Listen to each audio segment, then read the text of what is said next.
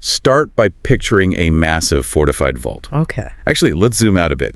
Picture thousands of these massive vaults scattered all over the globe, like sitting right beneath the financial districts of Tokyo, London, New York, Frankfurt. Right. Big hubs. Exactly. And inside these physical and digital vaults, there's roughly $27 trillion.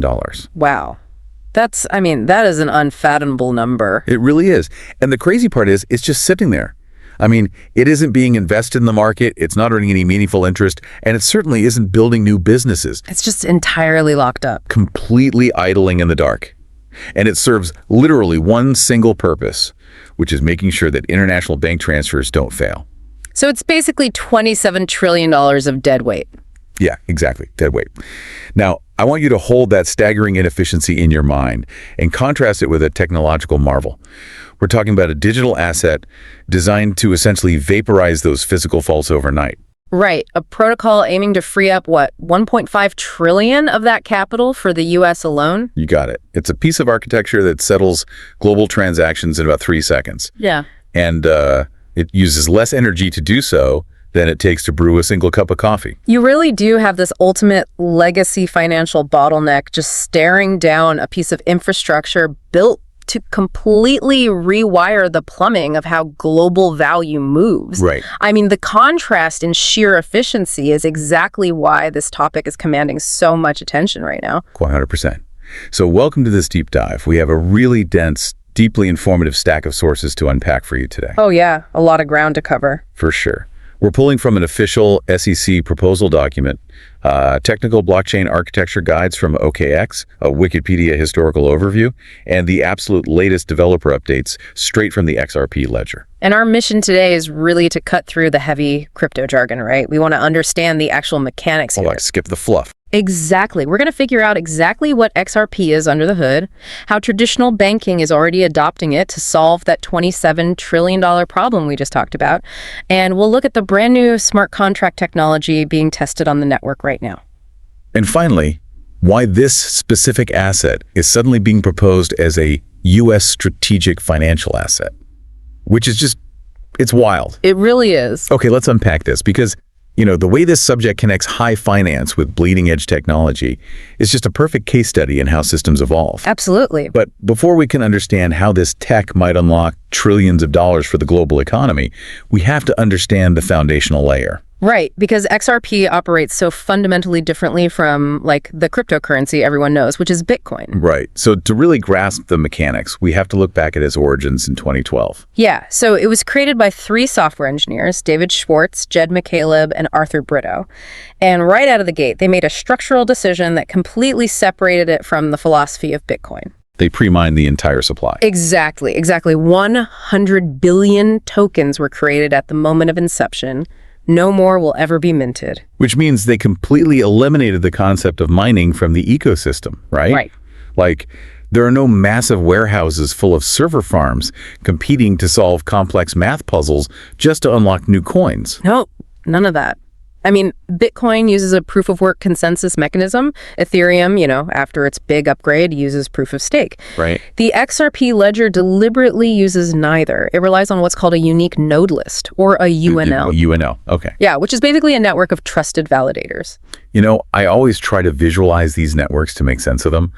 Bitcoin's proof of work feels like this massive global energy-burning math competition where thousands of computers are just screaming over each other, burning electricity just to verify a single grocery receipt. Yeah, that's a pretty accurate visual, honestly. But the XRP consensus mechanism feels more like a trusted board of directors sitting in a quiet, glass-walled conference room. All right. Someone slides a proposed transaction across the table, the board members instantly raise their hands to vote, and boom, the ledger is updated. That board of directors analogy actually maps perfectly onto the technical architecture because they employ something called Byzantine fault tolerance. Okay, wait, let's pause on that term because Byzantine fault tolerance sounds like a medieval history lesson. It kind of is. What does that actually mean for the network? Well, it comes from a classic logic puzzle called the Byzantine generals problem. Okay. Imagine a group of generals surrounding a city they want to attack. They can only win if they all attack at the exact same time. Right, coordinated strike. Right. but they're physically separated, and they know there might be traders among them trying to sabotage the timing. So how do the loyal generals guarantee they reach an agreement even with bad actors in the mix? Ah, okay. So in computer science, this transfers to how does a decentralized network agree on a transaction if some of the computers are offline or, actively trying to submit fraudulent data? Exactly. So how does the XRP Ledger solve the generals problem? How does it? By requiring an 80% supermajority. Oh, wow. 80%. Right. For that board of directors to close a ledger and finalize a transaction, 80% of the trusted validators on that unique node list have to independently verify and agree on it. And what if they don't? What if they only hit 79%? The network doesn't push it through. And crucially, it doesn't splinter off into a different chain like Bitcoin sometimes does. Oh, right. Doesn't fork. Exactly. The network simply pauses, resolves the discrepancy, and tries again. That's fascinating. And the performance metrics tied to that 80% rule are just wild. Like looking at the OKX technical guides, the XRP Ledger has a 99.999% uptime record. It's unbelievable. I mean, in over 13.4 years of continuous operation, it has experienced a total of about 74 minutes of downtime. Total. In over a decade. I have had internet routers go down for longer than that before my morning coffee. Right. That kind of stability completely changes the conversation. Yeah. From, experimental crypto to enterprise-grade infrastructure. And that enterprise-grade stability is totally by design. This specific architecture was built from day one for institutional speed and a minimal environmental ESG footprint. Because there's no mining. So an XRP transaction uses a microscopic 0.0005 kilowatt hours of energy. Wow. Yeah, and when you compare that to Bitcoin, which averages around 700 kilowatt hours for a single transaction. 700. Yeah, 700. You start to see why traditional finance is taking a much closer look at this. Okay, so we have a network that is incredibly green and blindingly fast, settling transactions in, 3 to 5 seconds? Yep, 3 to 5 seconds. But, fast and green is great on paper. How does a 3-second settlement actually solve the $27 trillion problem we started the show with? To connect those dots, we really have to look at the mechanics of the traditional banking system, specifically the nostro and vostro problem. But let's clarify the terminology first, because our sources frequently distinguish between Ripple, RippleNet, and XRP. And they're not the same thing. Yeah, they are often used interchangeably in the media, but they're very distinct entities. Ripple is the private technology company. Right. RippleNet is the global network of over 300 financial institutions using Ripple's enterprise software. And XRP is the independent open-source digital asset that lives on the XRP Ledger. Having those distinctions clear is so vital. So let's look at how RippleNet institutions traditionally move money. Okay. When a U.S. bank wants to send funds to Japan using the legacy SWIFT system, they aren't physically beaming dollars across the ocean in real time. Right. SWIFT is essentially just a highly secure messaging app. It sends a text saying, credit this account. Exactly. But to make sure that message can be instantly honored, the banks have to maintain pre-funded accounts in those foreign countries. These are the nostro and vostro accounts. Oh, got it. So for the U.S. bank to facilitate Japanese payments seamlessly, they literally have to park a massive pile of Japanese yen in a Japanese bank account ahead of time. Like a suitcase of cash. Yes. Yeah. And multiply that suitcase of yen by every major currency pair on Earth, euros, pesos, bought across every major global bank. And that is how you arrive at $27 trillion in trapped, dead capital globally. That's the math. It's the financial equivalent of having to leave a suitcase full of cash in every country you might ever want to visit, just in case you decide to buy a cup of coffee there. It's just wildly inefficient, Very. So Ripple's solution to this is called on-demand liquidity, or ODL. And this is where the XRP token acts as a bridge. Right. So if I'm understanding ODL correctly, instead of hoarding yen, the U.S. bank takes their dollars, buys XRP, fires it across the ledger, and sells it for yen on the Japanese side. That's the exact flow. But wait, crypto is notoriously volatile. Like if a bank is moving $50 million, how do they risk the price of XRP plummeting while the transfer is happening? That is exactly where that 3 to 5 second settlement speed becomes the critical mechanism. Oh. Yeah, traditional transfers can take days, which exposes institutions to massive currency fluctuation risk. But because an ODL transaction via the XRP ledger settles in under 5 seconds, the volatility window is functionally closed. It's too fast for the price to drop. Right. The price of the asset doesn't have time to move in any meaningful way.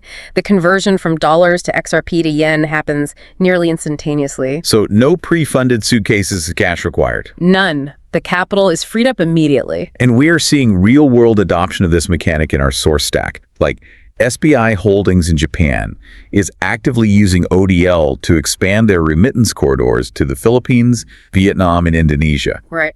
Santander in Europe integrated RippleNet for their OnePay FX platform.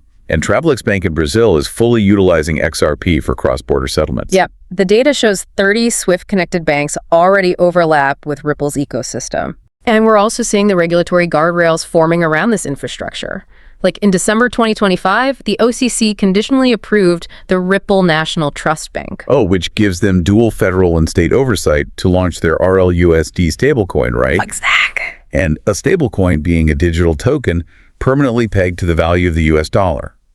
So it offers a completely price-stable alternative for institutions that might still be, hesitant to touch a floating asset like XRP. Right. It creates a comprehensive ecosystem. So institutions can use the stablecoin for risk-free value holding and the XRP token for frictionless bridging between different global currencies. Okay, I do want to bring up a specific nuance from the documents, though. Sure. Because it notes that many of these 300-plus banks use RippleNet purely for its messaging software. Yes, that's true. They use it as a faster, more transparent version of SWIFT without ever actually touching the XRP token.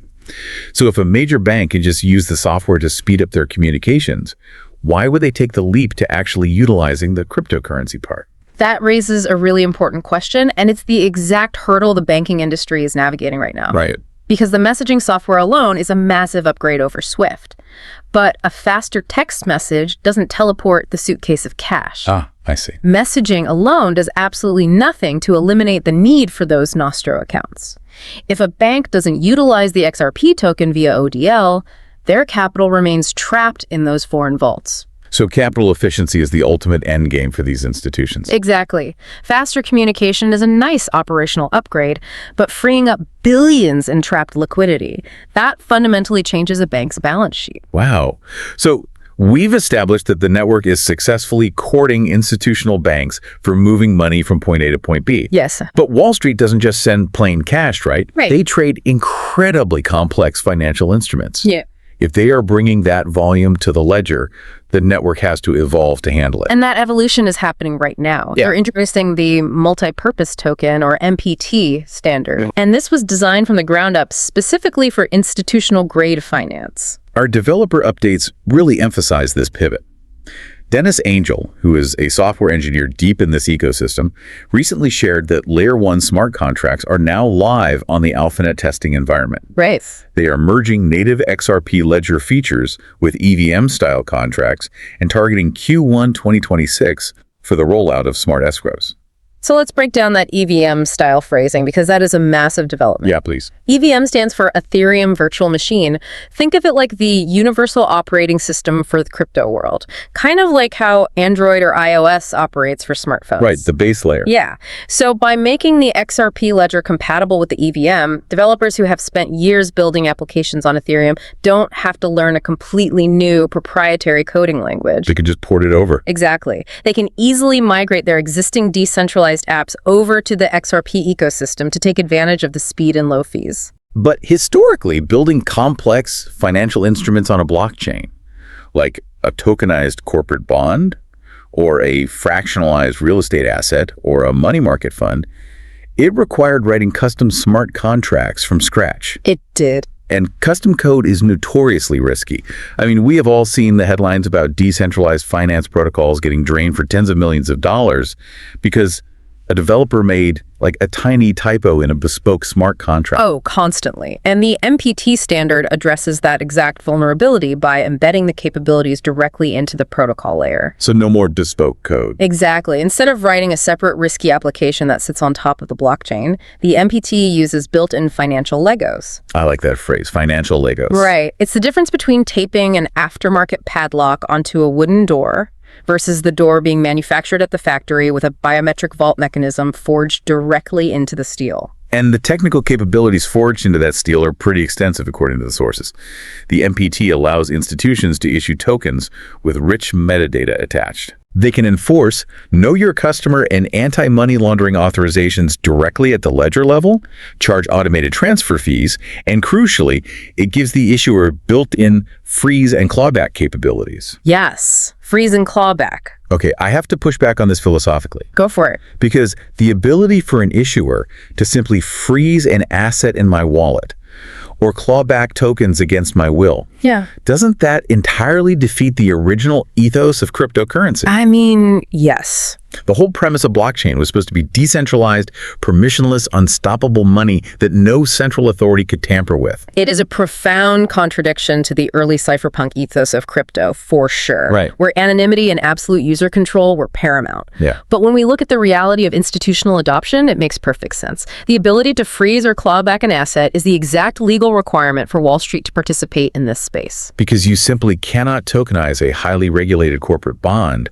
unless the issuing bank has the legal and technical mechanism to recover that asset. Exactly. If a hacker steals a tokenized U.S. Treasury bill, the government requires the issuer to be able to claw it back. Without MPTs providing these built-in compliance flags, Wall Street cannot legally interact with the blockchain. It basically serves as the necessary bridge between the permissionless Wild West of early crypto and the highly regulated, hyper-compliant world of global finance. Okay, that makes sense. And this bridge perfectly sets the stage for the most explosive part of our source stack today. Oh, absolutely. Because of this unique blend, the hyper-efficiency, the deep banking integration, and now the strict compliance controls built via MPT's XRP, has been positioned for a role that would have sounded like absolute science fiction just 3 or 4 years ago. Integration into U.S. national economic policy. Yes. Now, before we dive into this, we need to be explicitly clear with you, the listener. Very clear. We are navigating documents involving active political administrations and highly debated economic theories. We are purely looking at the mechanics and the documents here, not taking any political sides, and definitely not endorsing any specific political views. Right. We are just impartially reporting the factual events and proposals detailed in the source material. Exactly. Regardless of where anyone sits on the political spectrum or what administration happens to be in power, the sheer fact that these documents, comprehensive SEC proposals and presidential executive orders, are treating a digital asset as sovereign financial infrastructure is a massive metric of how far this tech has matured. It really is. So, with that impartial lens applied, let's examine the comprehensive proposal submitted to the SEC. Let's do it. The core objective of this document is to officially classify XRP as a payment network rather than a security. Right. Establishing this clear framework is designed to lift the ongoing Department of Justice restrictions that currently limit domestic banks from fully utilizing the asset. And the legal precedent for this classification was actually set back in July 2023, right? When Judge Annalisa Torres ruled that the XRP token itself is not a security. Exactly. So this new proposal aims to build on that judicial clarity to fully integrate the asset into the national financial plumbing. And the economic math they present to justify this is staggering. Yeah, it circles back to the $27 trillion global Nostro account problem we were talking about. Right. The proposal estimates that the United States' share of those trapped idle funds is approximately $5 trillion. $5 trillion? Yeah. And the authors calculate that by replacing the legacy SWIFT liquidity model with XRP's on-demand liquidity, it would immediately free up $1.5 trillion in capital for the U.S. economy. Wow. And saving about $7.5 billion annually in cross-border transaction fees at the same time. Yep.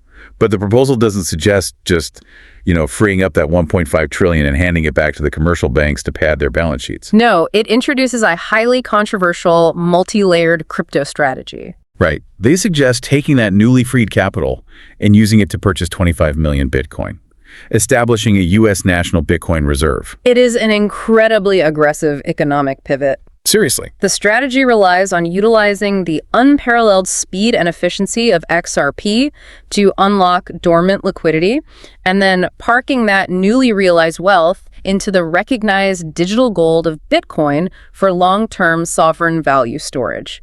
And the sources outline 2 potential timelines for executing this strategy. Yeah, the standard approach is a 24-month plan. Right, which involves 3 to 6 months of navigating regulatory clearance with the SEC and DOJ. followed by 6 to 12 months of piloting XRP for governmental disbursements. Testing the network with things like IRS tax refunds and Social Security payments. Okay, and then the final phase involves full-scale financial integration for nostril replacement in the 12 to 24-month window, gradually building up the Bitcoin reserve along the way. But the documents also detail an accelerated 6 to 12-month plan. The fast track. Exactly. This fast track bypasses the standard legislative grind by relying heavily on a presidential executive order. The theory is that an executive action could force an immediate resolution of the SEC lawsuit, mandate the Federal Reserve and the OCC to allow banks to use XRP for nostril replacement, and trigger an immediate Bitcoin acquisition program using the newly freed capital. And according to the Wikipedia historical sources we reviewed, this theoretical acceleration transitioned into a concrete policy goal in early 2025. Yep. On March 2nd, President Donald Trump officially announced his intention to include XRP in a planned U.S. crypto strategic reserve. And shortly after, on March 6th, the White House officially published that order. It represents a fundamental paradigm shift in how the state views blockchain architecture. It really does. For over a decade, governments primarily viewed cryptocurrencies as speculative threats to fiat systems, or, at best, regulatory headaches. Right. Now, the architecture is being evaluated as foundational, sovereign financial infrastructure capable of generating massive macroeconomic leverage. So bringing all of this complex architecture back to you, why should you care about unique node lists, Byzantine fault tolerance, and Nostro accounts? Well, you should care, because whether you are trying to send money to family overseas without paying exorbitant middleman fees, or you're tracking the environmental footprint of our rapidly digitizing future, or you just want to understand how the foundational plumbing of global finance is being radically rewired right beneath our feet. The evolution of this ledger is touching your world. Exactly. The transition from the legacy SWIFT system to instantaneous blockchain settlement isn't merely a software upgrade for bankers. No. It is a fundamental shift in how global liquidity behaves. Money is changing from a static message to a programmable, kinetic asset. It's wild to think about. But diving through all these sources leaves us with one final, deeply provocative thought to mull over as we wrap up today. Yeah, consider the profound paradox proposed by that SEC document we just broke down. The overarching strategy suggests using the immense capital freed up by XRP, which we spent time establishing as one of the most eco-friendly, energy-efficient networks on the planet, to fund a massive national stockpile of Bitcoin, which is notoriously energy-intensive. Right, so you essentially vaporize thousands of physical bank vaults full of trapped, idle capital, only to pour that wealth directly into a digital vault secured by thousands of power-hungry mining rigs. Exactly. It raises a fascinating question for you to explore on your own. Is this the ultimate pragmatic marriage of two entirely different financial philosophies, where hyper-efficient utility tech funds a hardened store of value? Or it is using the capital generated by a green technology to stockpile an energy-heavy asset, ultimately cancel out the environmental progress we were trying to make? It really makes you wonder what the true cost of our financial future will actually be. Something to think about. Well, thanks for joining us on this deep dive.